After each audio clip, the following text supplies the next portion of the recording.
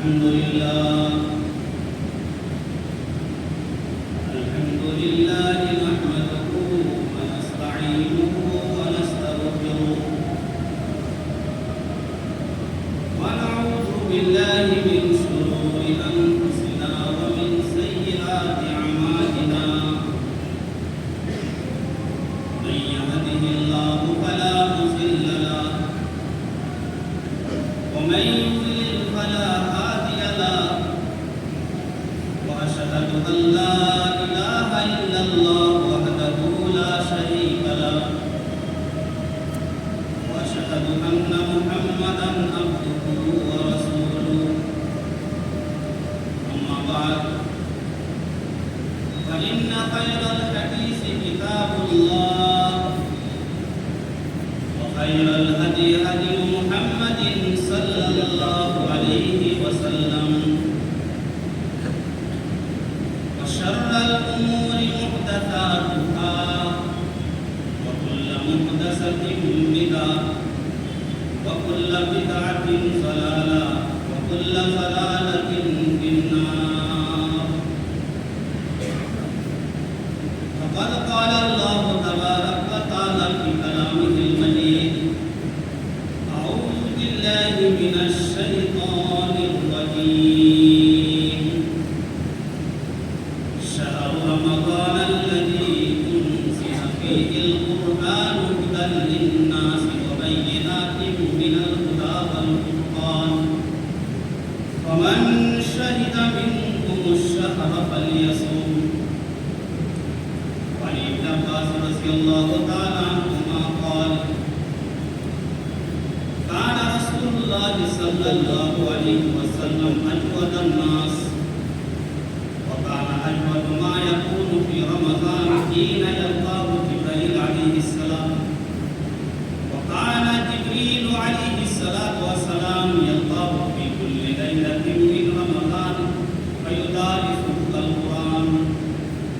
وعن عائشة رضي الله تعالى عنها قالت: كان رسول الله صلى الله عليه وسلم إذا دخل الأشهر أحيا ليله وأيقظ أهله وشد مئزره. متفق عليه. وعن ابن عمر رضي الله تعالى عنهما قال: كان رسول الله صلى الله عليه وسلم يعتكف الأشهر الأواخر من رمضان. متفق عليه. رب اشرح لي صدري ويسر لي أمري واحلل عقدة من لساني يفقهوا قولي رب زدني علما. تمام قسم کی حمد و ثنا، کبریائی، بڑائی و برتری اس بات رب العزت کے لیے لائق و زیبا ہے جو خالق کائنات و مالک ارض و سما ہے. اس بات رب العزت کا بہت ہی بڑا احسان و کرم ہے ہم لوگوں پر کہ اس نے ہمیں مسلمان بنایا اور طرح طرح کی نعمتوں سے نوازا. اس پاک رب العزت کی جتنی ہی تعریفیں کی جائے کم ہے. اس نے ہماری رشد و ہدایت کے لیے، ہماری رہنمائی کے لیے، ہماری خیر و بھلائی کے لیے، ہماری نجات کے لیے بے شمار نبیوں کو، پیغمبروں کو، رسولوں کو اس دنیا کے اندر مبعوث فرمایا. ہزارہ ہزار درود و سلام نازل ہو اس اقدس مقدس و مطہرہ مبارکہ پر جن کا نام نامی گرامی احمد مصطفیٰ محمد رسول اللہ صلی اللہ علیہ وسلم. میرے محترم بزرگوں، دوستوں، عزیز ساتھیوں، آپ کو معلوم ہے کہ یہ مہینہ رمضان مبارک کا مہینہ چل رہا ہے اور اس کے کافی ایام گزر چکے ہیں. اب ہم آخری عشرے میں داخل ہونے والے ہیں. یہ فضیلتوں، برکتوں والا مہینہ، نیکیوں کو سمجھنے والا مہینہ، انسان سے جتنا ہو سکے اپنی طرف سے کوششیں کریں اور اس کو غنیمت سمجھیں. کیونکہ پچھلے مہینے میں بہت سارے ایسے لوگ تھے کہ رمضان مبارک کے انہوں نے روزہ رکھا، اس سال نہیں ہے، اور اس مہینے میں اس رمضان المبارک کے اندر کتنے ایسے لوگ ہیں جو ابھی موجود ہیں، آئندہ رمضان کو نہیں رہیں گے۔ تو اس مہینے کو، رمضان المبارک کو غنیمت سمجھ کر کے جتنا ہو سکے اپنے اعمال کے ذریعے سے، اپنی کوششوں، اپنی عبادتوں کے ذریعے سے، اپنے روزوں کے ذریعے سے اللہ تبارک و تعالیٰ کو خوش کر لیا جائے، اللہ کی رضامندی، اللہ کی خوشنودی حاصل کر لی جائے۔ میرے محترم بزرگوں، دوستوں، عزیز ساتھیوں، رمضان مبارک کے جو مہینے ہیں اس کے تعلق سے بہت ساری باتیں آپ نے سنی، سنتے بھی ہیں، آگے بھی سنیں گے، پیچھے بھی آپ سن چکے ہیں۔ آج کے خطبے میں خطبہ مسنونہ کے بعد نبی کریم صلی اللہ علیہ وسلم کی چند حدیثیں پڑھی گئی ہیں۔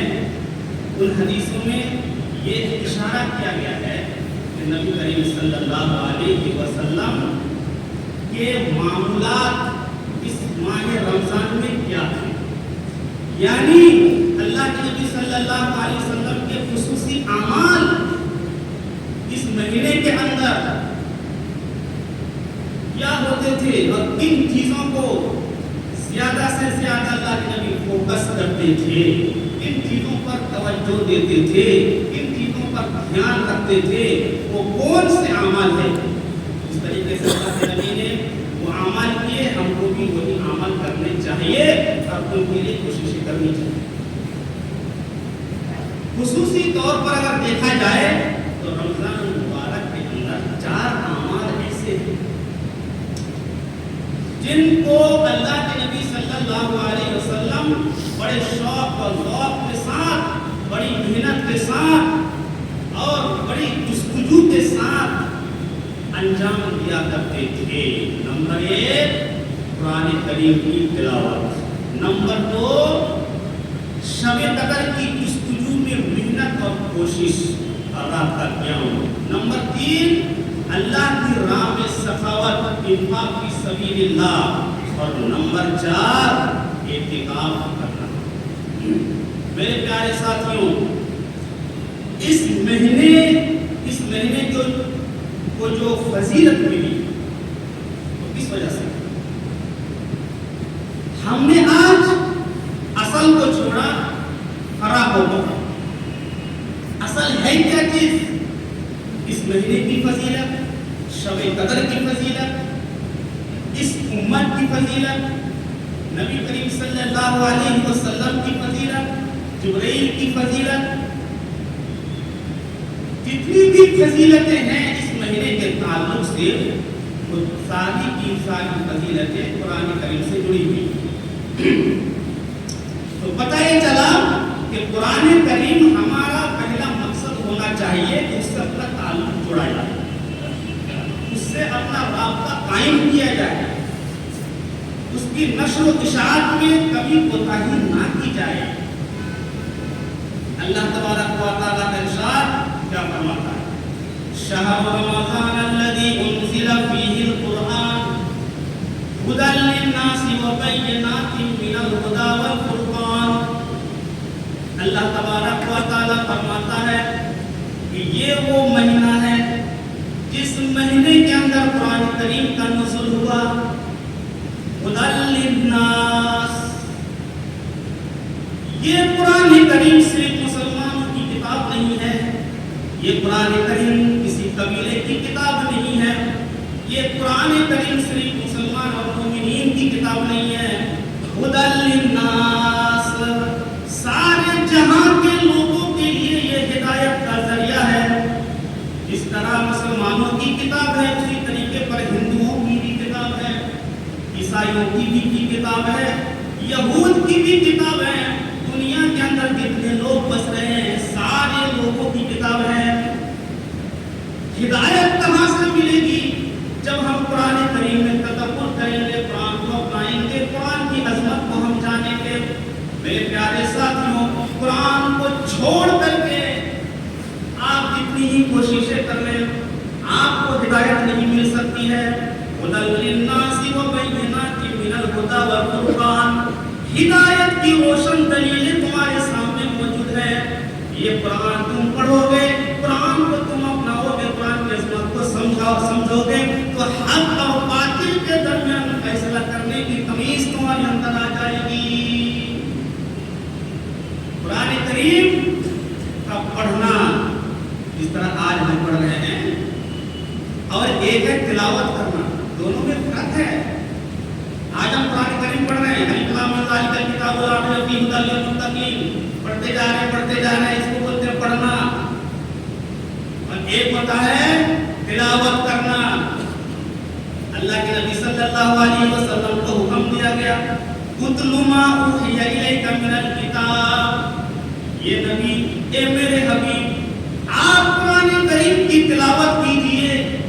جو کتاب, جو قرآن آپ پر نازل ہوا ہے اس کی آپ تلاوت کریں. تلاوت کا مطلب ہوتا ہے پیچھے پیچھے چلنا, تلقی.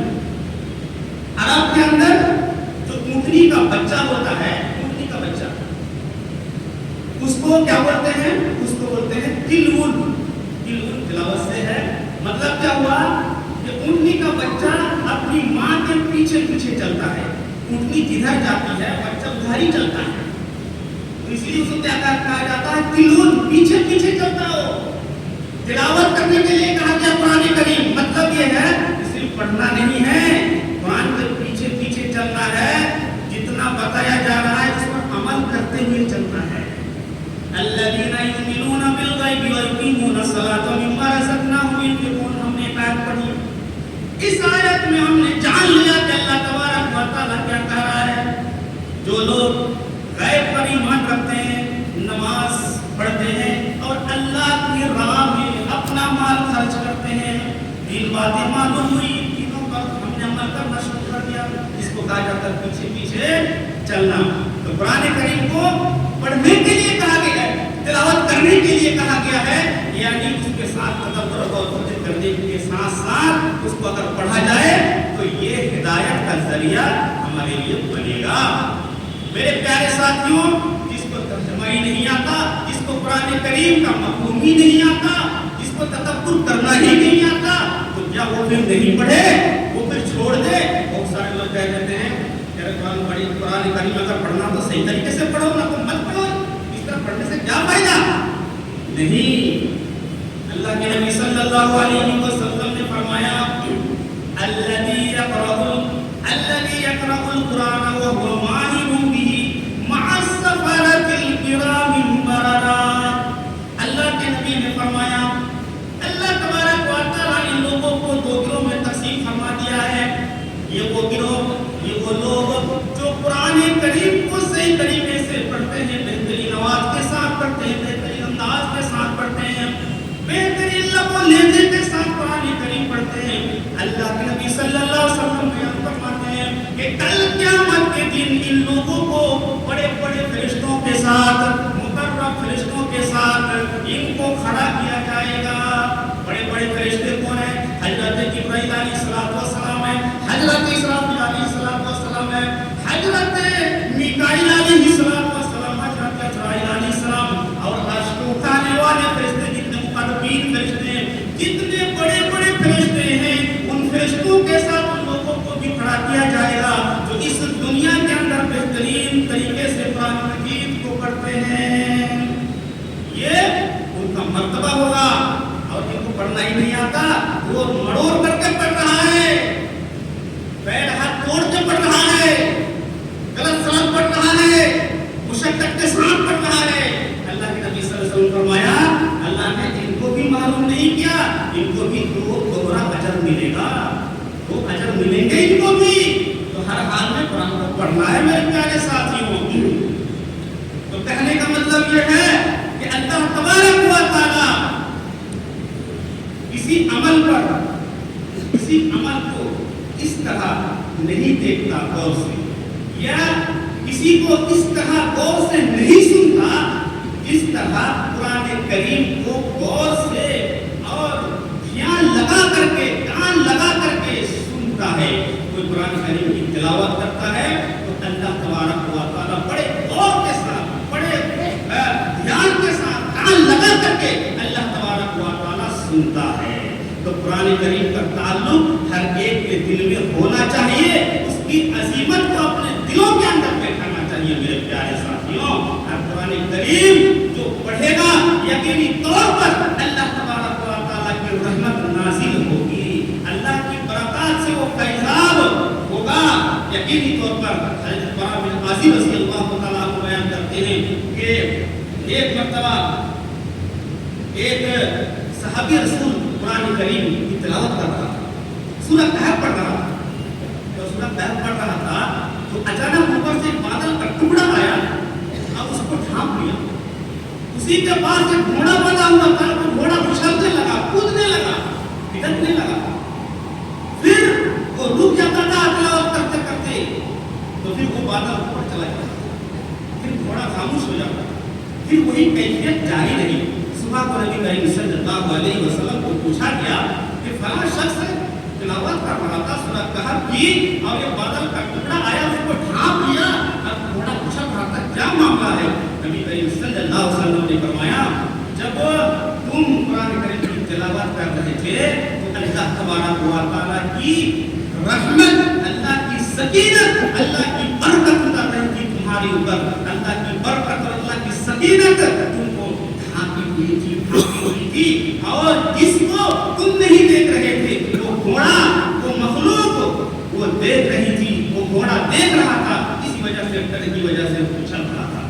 تو پتہ یہ چلا قرآن کریم کا ہوشیار بنائیے اور اسی کے مطابق زندگی گزارنے کی کوشش کیجیے. میرے پیارے ساتھیوں, نبی کریم صلی اللہ علیہ وسلم کا عمل ماہ رمضان کے اندر قرآن کریم کی تلاوت کرنے کا تھا. کیا ہینا یلقاہ جبریل علیہ السلام فی کل لیلۃ من رمضان فیدارسہ القرآن. ہر رمضان کو جبریل علیہ السلام آتے تھے اور نبی کریم صلی اللہ علیہ وسلم سے قرآن سنتے تھے اور اللہ کے نبی کو قرآن سناتے تھے. یہ دور ہوتا تھا, پڑھتے تھے, محنت کرتے تھے, جدوجہد کرتے تھے خصوصی طور پر رمضان مبارک کے اندر.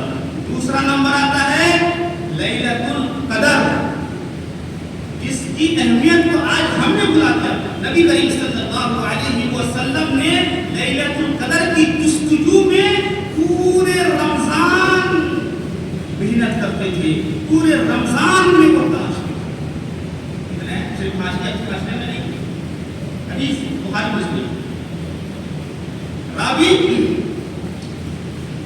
ابو سعید خدری رضی اللہ تعالیٰ, ابو سلمہ ایک صحابی راوی ہے, وہ کہتے ہیں کہ میں ابو سعید خدری رضی اللہ تعالیٰ عنہ کے پاس گیا اور کہنے لگا کہ چلیے ہم نفلسان میں چلتے ہیں, کھجور کے باغ میں ہم چلتے ہیں, وہاں سیر تفریح کریں گے, وہاں گھومیں گے پھریں گے, باتیں کریں گے. چلیے ابو سلمہ اور ابو سعید خدری رضی اللہ تعالیٰ دونوں چلے گئے کہاں, کھجور کے باغ میں. وہاں جا کر کے بیٹھ گئے, آپس میں باتیں ہونے لگی. ابو سلمہ کہتے ہیں کہ ابو سعید شب قدر کے بارے میں آپ کو کچھ معلوم ہے؟ جناب محمد رسول اللہ صلی اللہ علیہ وسلم سے اللہ کے نبی اس کی تلاش میں کیا کرتے تھے, کیا عمل ہوتا تھا؟ ابو سعید کہنے لگے ہاں مجھے معلوم ہے. ایک مرتبہ جناب محمد رسول اللہ صلی اللہ علیہ وسلم ہم کو لے کر کے مسجد میں چلے گئے. پہلا رمضان تھا, اللہ کے نبی نے فرمایا یا ابو سعید آ جاؤ, ہم اعتکاف میں بیٹھ جائیں گے. اللہ کے نبی صلی اللہ علیہ وسلم اور ابو سعید خدری اور ان کے ساتھ اور بھی صحابہ موجود تھے, اعتکاف میں بیٹھ گئے. یعنی ایک رمضان سے لے کر 10 رمضان تک, 10 رمضان پورے ہو گئے, اعتکاف کر لیا. حضرت جبرائیل علیہ السلام آئے اور آ کر کے کہنے لگے یا اللہ کے نبی جس شب قدر کی تلاش میں آپ بیٹھے ہوئے ہیں وہ شب قدر تو آگے ہے, اس میں نہیں ہے. اللہ کے نبی صلی اللہ علیہ وسلم نے فرمایا صحابہ رک جاؤ, پھر ہم اعتکاف کریں گے. 11 رمضان سے لے کر کے 20 رمضان تک پھر اعتکاف میں بیٹھ گئے. جب 20 رمضان کو پہنچ گئے, حضرت جبرائیل علیہ السلام دوبارہ آئے اور کہنے لگے کہ اللہ کے نبی جس شب قدر کی تلاش میں آپ بیٹھے ہوئے ہیں وہ شب قدر اس میں ہے ہی نہیں, وہ تو شب قدر آگے ہے. لہذا نبی کریم صلی اللہ علیہ وسلم نے فرمایا یہ میرے صحابہ سنو، 21ویں رات کو اللہ کے نبی نے خطبہ دیا. اب خطبہ دینے کے بعد فرمایا کہ مجھے شب قدر دکھائی گئی ہے اور مجھے خواب میں دکھایا گیا ہے کہ شب قدر کو اللہ تبارک و تعالیٰ نے بارش برسائی اور میں اور صحابہ سارے کے سارے لوگ پانی کے اوپر سجدہ کر رہے تھے. مجھے خواب میں یہ دکھایا گیا. یہ میرے صحابہ سنو، گھر کوئی نہ جانا، آج سے لے کر کے 30 رمضان تک پھر ہم اعتکاف کریں گے. جناب محمد رسول اللہ صلی اللہ علیہ وسلم 21ویں رات میں رکے مسجد کے اندر، صحابہ بھی رک گئے اور 21ویں رات کی فجر کی اذان ہوئی، نماز شروع ہو گئی. نماز شروع ہونے کے بعد حضرت ابو سعید خدری رضی اللہ تعالیٰ عنہ کہتے ہیں کہ اس وقت بارش کا کوئی موسم نہیں تھا. بادل کا ٹکڑا آیا، پانی برسنے لگا، بارش ہونے لگی اور مسجد نبوی کچی مسجد تھی، چھپر کی مسجد تھی، کھجور کے پتوں کی مسجد تھی. اتنی بارش ہوئی کہ چھت ٹپکنے لگی اور چھت ٹپکتے نیچے جب پانی گرا تو مسجد کیچڑ ہو گئی. پانی بھرا، ہم اور جناب محمد رسول اللہ صلی اللہ علیہ وسلم اسی پانی کے اوپر سجدہ کرنے لگے. کیچڑ کے اوپر ہم نے سجدہ کیا، نماز ختم ہو گئی. اللہ کے نبی کو ہم نے دیکھا کہ اللہ کے نبی کے چہرے پر کیچڑ لگا ہوا ہے، آپ کی ناک پر، آپ کی پیشانی پر کیچڑ کے اثرات موجود تھے. جناب محمد رسول اللہ صلی اللہ علیہ وسلم نے فرمایا جو خواب مجھے دکھایا گیا تھا شب قدر کے لیے، آج اللہ تبارک و تعالیٰ نے اس خواب کو پورا کر دیا. 21ویں شب کو وہ شب قدر ہوئی تھی. تو اللہ کے نبی صلی اللہ علیہ وسلم نے فرمایا مجھے بتلا دیا گیا کہ کس رات میں شب قدر ہے، لیکن اس کا تعین بھلا دیا گیا. اب اللہ نے یہ فرما دیا کہ اب 20 سے لے کر کے اب آخری 20 رمضان تک کے لیے 5 راتیں، 7 راتوں کو آپ کو تلاش کرنی ہے. اب ان 5 راتوں میں ایک رات ایسی ہے جو شب قدر ہے. میرے پیارے ساتھیوں، تو نبی کریم صلی اللہ علیہ وسلم شب قدر کی جستجو میں کیا کرتے تھے؟ پورے کے پورے مہینے میں اعتکاف کرتے، پھر بعد میں اللہ تبارک و تعالیٰ نے اس کو یعنی پہلے 2 اشروں کو ختم کر دیا اور آخری 1 اشرا کو باقی رکھا. اب جناب محمد رسول اللہ صلی اللہ علیہ وسلم فرما دیا اب یہ شب قدر کوئی اشرا میں ہے. اب کہتے نہیں ہے شب قدر آج ہم تلاش کرتے ہیں، لیکن آج ہماری عبادتیں، آج ہماری جدوجہد اور کوششیں شب قدر کی تلاش کے لیے کیسی ہے؟ ہمارا طریقہ کیا ہے؟ آج ہم اس رات کو کھانے میں، پینے میں، گھومنے میں، پھرنے میں، باتوں میں ہم گزر دیتے ہیں. اس کی ہم کوئی اہمیت ہی معلوم نہیں ہے.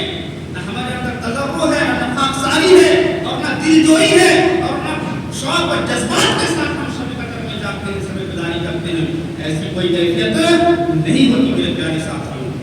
اِنَّا أَنزَلْنَاهُ فِي لَيْلَةِ الْقَدْرِ وَمَا أَدْرَاكَ مَا لَيْلَةُ الْقَدْرِ لَيْلَةُ الْقَدْرِ خَيْرٌ مِنْ أَلْفِ شَهْرٍ تَنَزَّلُ الْمَلَائِكَةُ وَالرُّوحُ فِيهَا بِإِذْنِ رَبِّهِم مِّن كُلِّ أَمْرٍ سَلَامٌ هِيَ حَتَّىٰ مَطْلَعِ الْفَجْرِ.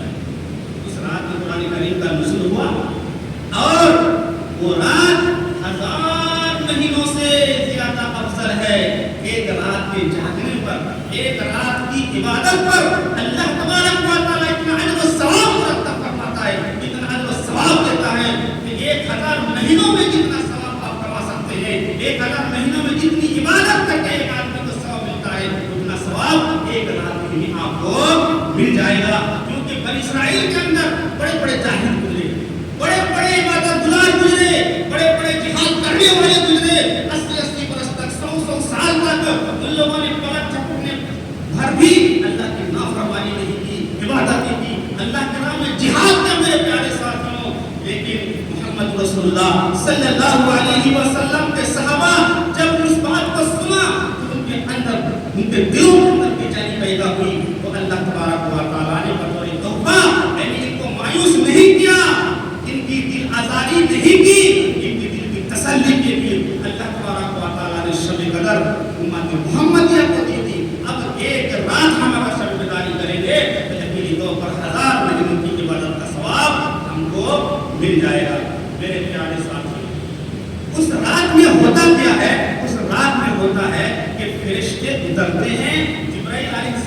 वसल्लम रहनुमाई करते हैं तर्जुमानी के साथ, और अल्लाह तबारक व तआला पूरे साल का जो बायोडाटा है, एक साल में क्या होने वाला है, कौन कहाँ से रोजी कमाएगा, क्या खाएगा, किसकी शादी होगी, किसका कहाँ निकाह होगा, कब मौत, किसकी मौत कहाँ पर होगी, कब मरेगा, ये एक साल का पूरा निजाम को फरिश्ते के हवाले कर दिया जाता है। और वो जमीन पर गुजरते हैं और एक साल का लेखा जोखा लेकर के वो गुजरते हैं, और इंसानों में क्या करते हैं, वो तकसीम कर दिया जाता है। और जो इबादत गुजार होते हैं, इबादत करते हैं, उनको मुसाफा भी करते हैं, उनके लिए दुआ भी करते हैं। लिहाजा एक लंबा मजमून है मेरे प्यारे साथियों, लेकिन अफसोस की बात यह है कि आज हम शब कदर को छोड़ करके सिर्फ एक रात को हमने बना लिया शब बरात।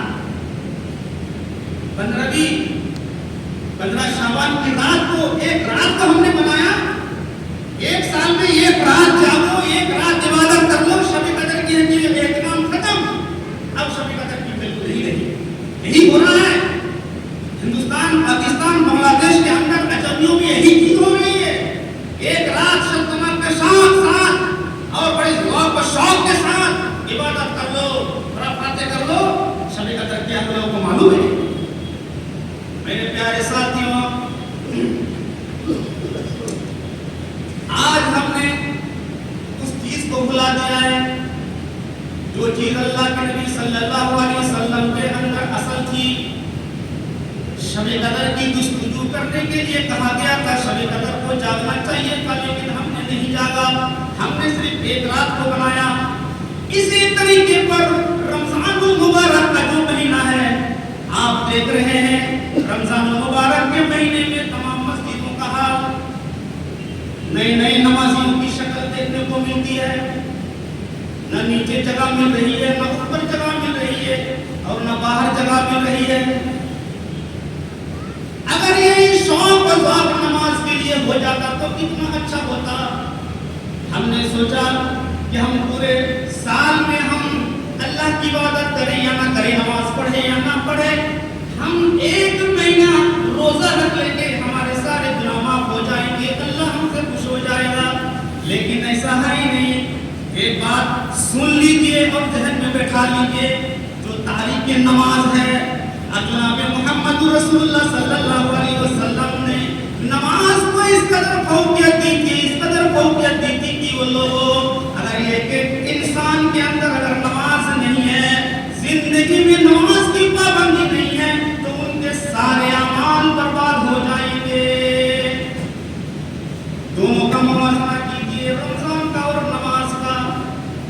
एक वक्त में रमजानुल मुबारक के रोजे लोगों पर हल्के कर दिए गए, यानी रुखसत हो जाती है। आप बूढ़े आदमी हैं, आप बीमार हैं, आपके लिए रुखसत है, आप फिदिया दे सकते हैं। हमारी वाली है, वो भी दूसरे महीने में अदा कर सकती है। आप सफर में हैं, आपके लिए रुखसत है, दूसरे महीने में रोजा मुकम्मल कर सकते हैं, रोजा छोड़ सकते हैं। लेकिन मर्दों के लिए मेरे प्यारे साथियों, नमाज में कोई तकलीफ नहीं है, नमाज किसी भी हालत में माफ नहीं है। होश और हवास तक जब तक इंसान रहेगा, नमाज किसी सूरत में माफ नहीं हो सकती। घर में हो तब भी नमाज पढ़ो, मस्जिद में हो तब भी नमाज पढ़ो, सफर में हो तब भी नमाज पढ़ो, बीमार में हो तब भी नमाज पढ़ो। आप नमाज नहीं पढ़ सकते, कमजोर हो गए, खड़े होकर के बैठ करके पढ़ो, बैठ करके नहीं पढ़ सकते, लेट करके पढ़ो, लेट करके नहीं पढ़ सकते, इशारे के साथ नमाज पढ़ो। आप सफर में चले गए, ये मसला पेश आता है कि मौलवी साहब हम तो सफर के अंदर मौजूद हैं और हमारी नमाज छूट गई है। वो सफर वाली नमाज घर में आकर के हम 4 रकात पढ़ेंगे, 2 रकात पढ़ेंगे, सफर वाली पढ़ेंगे या मुक्की वाली नमाज पढ़ेंगे, ये सूरत मसला क्यों पेश आ रही हो भाई? मेरे प्यारे साथियों, आप सफर में जा रहे हैं, आपको वहीं पर नमाज पढ़नी पड़ेगी।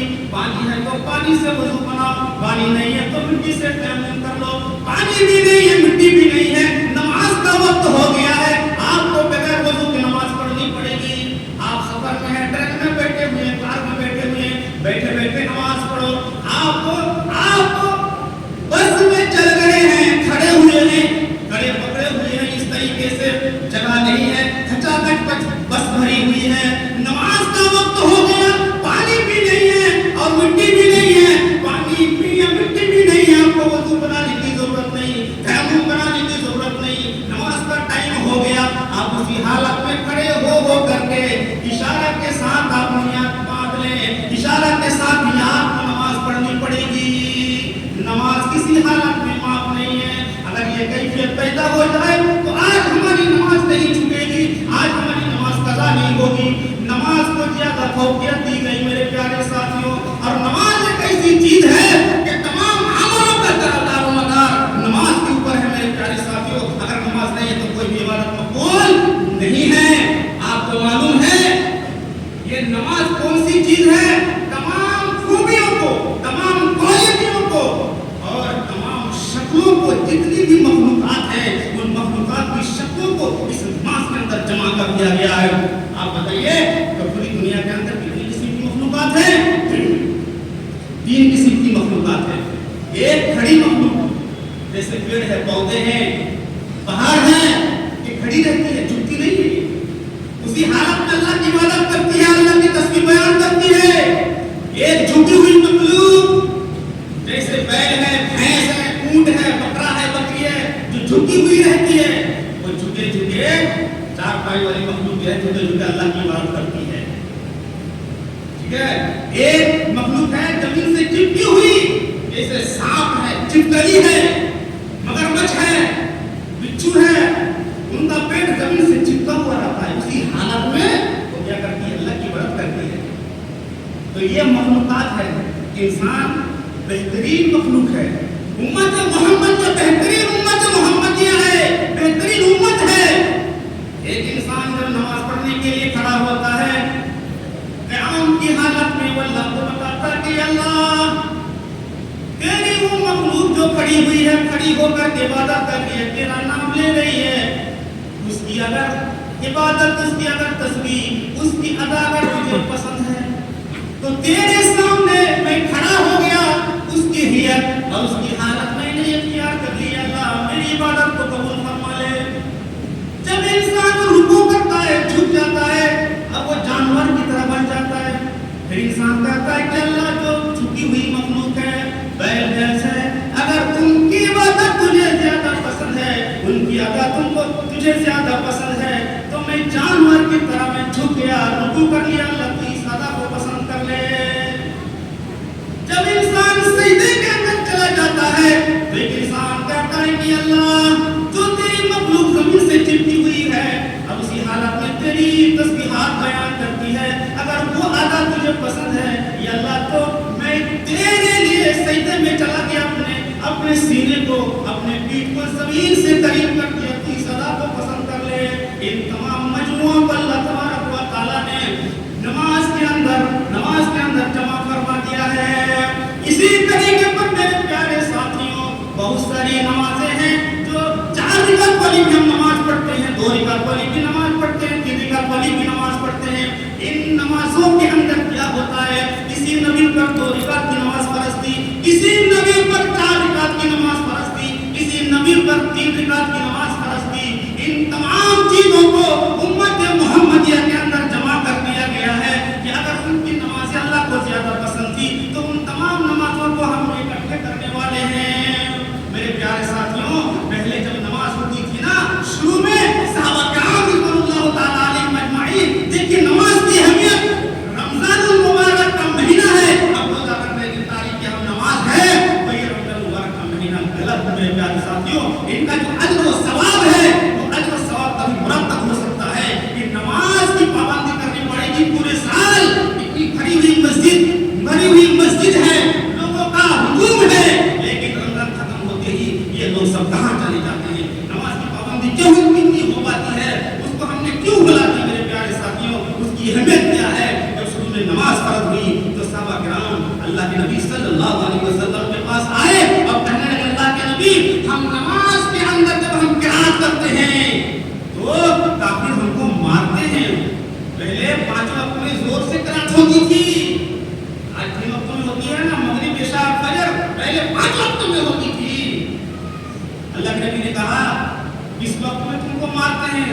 نے کہا ظہر میں اور عصر میں. اللہ کے نبی نے کہا ان دو وقتوں میں تم دھیرے قرات کر لیا.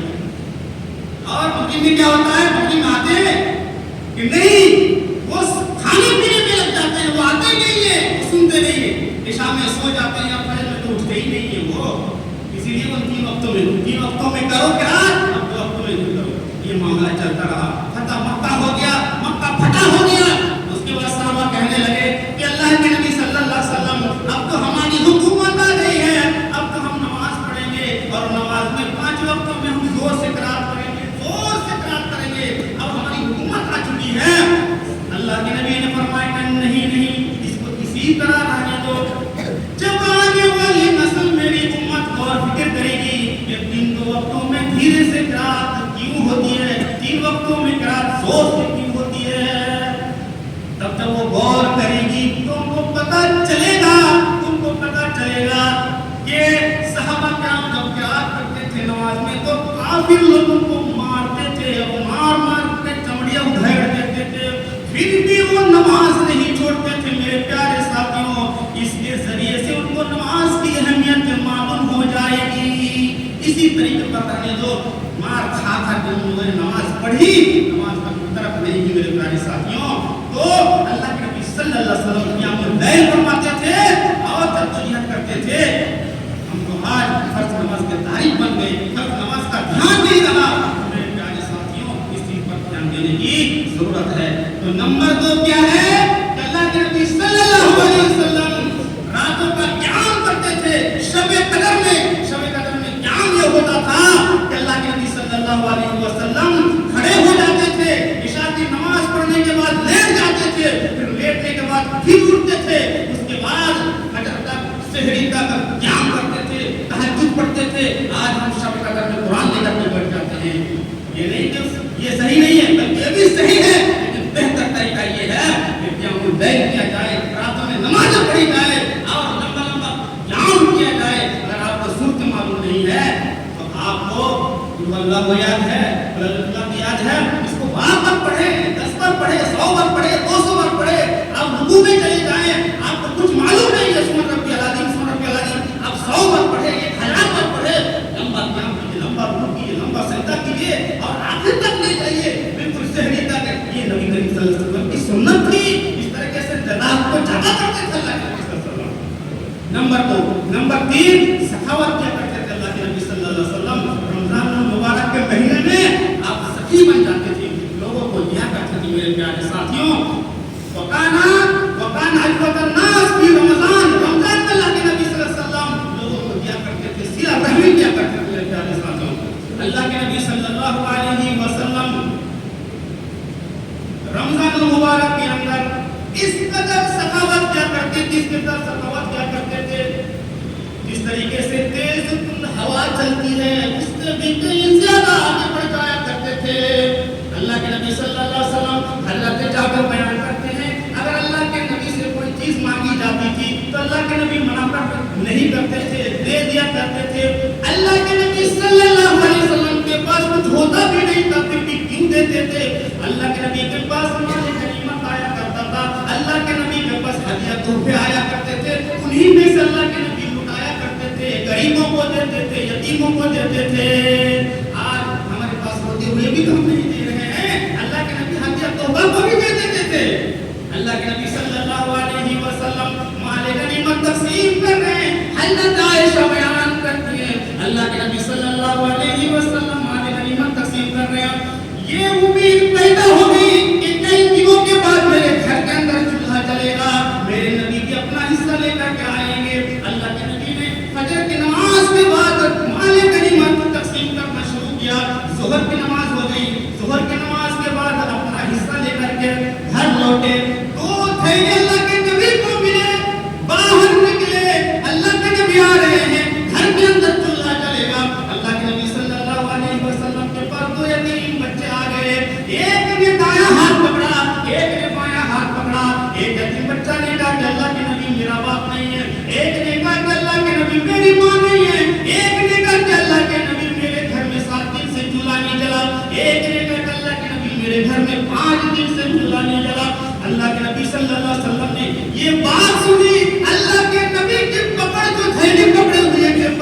ڈھیلی پڑ گئی اور اللہ کے نبی نے دونوں کو 2 تھیلے دے دیے اور دونوں جانے لگے تو یتیم بچے. اللہ کے نبی وہیں پر کھڑے رہے. جب وہ نظروں سے اوجھل ہو گیا اللہ کے نبی گھر لوٹے. حضرت عائشہ نے دیکھا اللہ کے نبی صلی اللہ علیہ وسلم گھر کے اندر داخل ہوئے. اللہ کے نبی کے دونوں ہاتھ خالی ہیں. اللہ کے نبی سے پوچھا کہ اللہ کے نبی ہم نے تو امید لگائی تھی آج گھر کے اندر چولہا چلے گا لیکن آپ کا ہاتھ تو بالکل خالی ہے. اللہ کے نبی نے فرمایا عائشہ مجھے بھی حصے ملے تھے لیکن تو یتیم بچوں کو میں نے دے دیا. میں نے ان کی غربت کو دیکھا, میں نے ان کی خستہ کو دیکھا, مجھ سے کہا نہیں اپنا حصہ میں نے یتیم بچوں کے دے دیا. حضرت عائشہ کہتی ہے کہ اللہ کے نبی آپ نے دے دیا صحیح کیا لیکن تھوڑا سا تو نکال لیتے تاکہ ایک دن کا بندوبست ہو جاتا. اللہ کے نبی نے فرمایا یا عائشہ غریبی میں نے دیکھی تم نے نہیں دیکھی, میں نے یتیمی دیکھی تم نے یتیمی نہیں دیکھی. تمہارا تو باپ زندہ ہے, تمہاری تو ماں زندہ ہے, میں نے غریبی یتیمی دیکھی.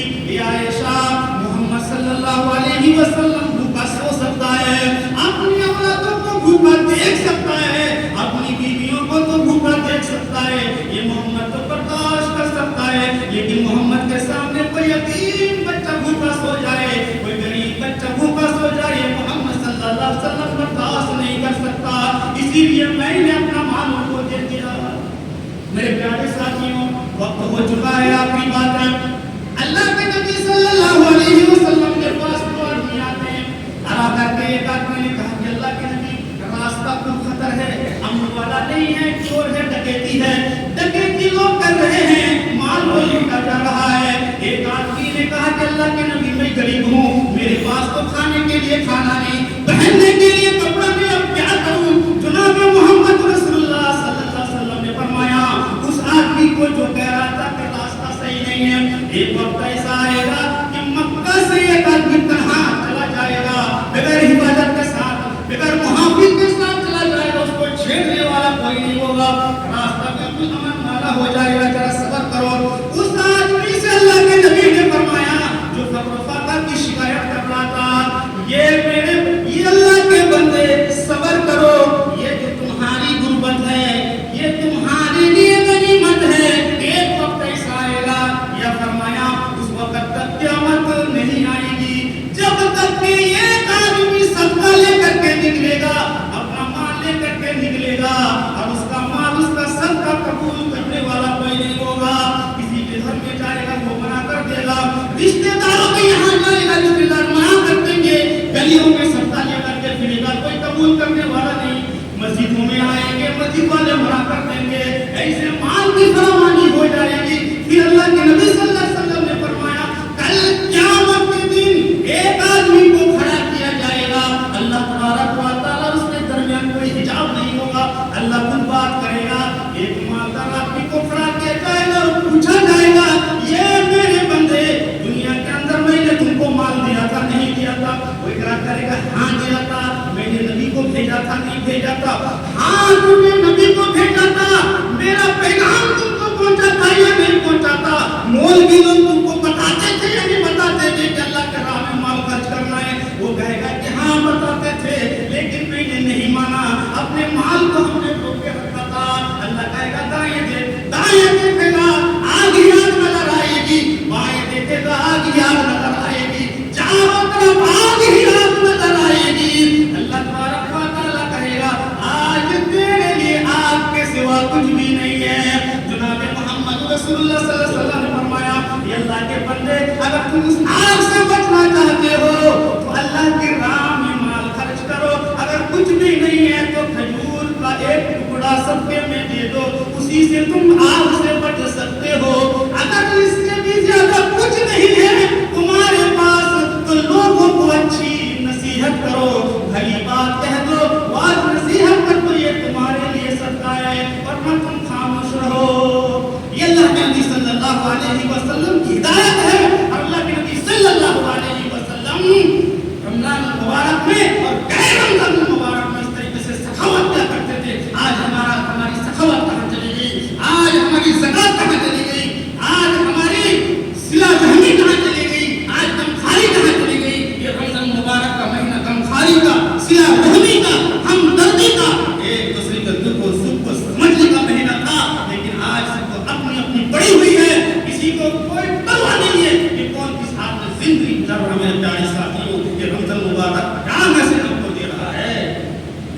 اس عمل کو فالو کیجیے اللہ کے نبی صلی اللہ علیہ وسلم. آخری بات اللہ کے نبی صلی اللہ علیہ وسلم آخری عشر میں اعتکاف فرمایا کرتے تھے, 10 دن کا اعتکاف فرمایا کرتے تھے. اس کی فضیلت یہ بیان کی گئی کہ اللہ کی رضا کے لیے اگر کسی نے 10 دن کا اعتکاف کیا تو 2 حج اور 2 عمرے کا ثواب اس کو دیا جائے گا. 2 حج 2 عمرے کا ثواب اس کو دیا جائے گا. لیکن آج معاملہ یہ ہے اعتکاف والوں کا, ہم دیکھ رہے ہیں کہ اعتکاف میں بیٹھتے تو ہیں لیکن اکثر وقت باہر گھومتے رہتے ہیں, باہر آن کے قرآن کریم کی تلاوت کرتے ہیں, لوگوں سے باتیں کرتے ہیں, دوست احباب سے باتیں کرتے ہیں, مسئلہ مسائل کے باہر بیٹھے رہتے ہیں. اور ہمارا نوجوان تو غائب ہو گیا, ہمارے بزرگ تو غائب ہو گئے, آج بچے لوگ اعتکاف میں بیٹھے ہوئے ہیں. میرے پیارے ساتھیوں, یہ بزرگوں, یہ نوجوانوں, تم بھی اعتکاف کرو. اور اعتکاف کا مطلب یہ ہوتا ہے کہ دنیا سے بالکل الگ ہو کر کے, گوشہ نصیحت اختیار کر کے صرف نہانے اور پخانہ پیشاب کے علاوہ باہر نہ نکلا جائے, نماز کے علاوہ باہر نہ نکلا جائے, اسی میں منہمک ہو کر کے شب قدر کی جستجو میں اعتکاف کریں. وہی اعتکاف اللہ تبارک و تعالیٰ کے یہاں معتبر ہے, قابل قبول ہے. نبی کریم صلی اللہ علیہ وسلم کے 4 عمل, تلاوت قرآن اور سخاوت اور شب قدر کی جستجو کی تلاش, اس کی شب بیداری اور اعتکاف کرنا, یہ 4 عمل ایسے ہیں. یہ ہمارے لیے نصیحت ہے, یہ ہمارے لیے عبرت ہے, یہ ہمارے لیے عمل کرنے کا ہمارے لیے عمل ضروری ہے. لیکن عمل کو ہم کریں گے یقینی طور پر نبی کریم صلی اللہ علیہ وسلم کی سنت پر عمل کرنے والے بن جائیں گے. اللہ تبارک و تعالیٰ سے دعا ہے اے الہ العالمین ہمیں کہنے سننے سے عمل کرنے کی توفیق عطا فرما. یا الہ العالمین, ماہ رمضان میں جس طریقے سے نبی کریم صلی اللہ علیہ وسلم نے زندگی گزاری اسی طریقے پر زندگی گزارنے کی ہمیں توفیق عطا فرما. یا الہ العالمین سب کی پریشانیوں کو دور فرما, بیماریوں کو شفا کاملہ عاجلہ عطا فرما اور قرآن و سنت کے مطابق ہمیں زندگی گزارنے کی توفیق دے. وآخر دعوانا الحمدللہ رب العالمین. السلام علیکم, میں ضمیر احمد انصاری اور آپ دیکھ رہے ہیں زیڈ نیوز فار یو. عرض یہ ہے کہ آپ نے اپنے channel Z news for you کو ابھی تک سبسکرائب نہیں کیا ہے تو سبسکرائب کریں اور ساتھ میں دیے ہوئے بیل آئیکن کو بھی دبائیں, جس سے ہماری آنے والی سبھی ویڈیوز کے نوٹیفیکیشن سب سے پہلے آپ کو مل سکیں.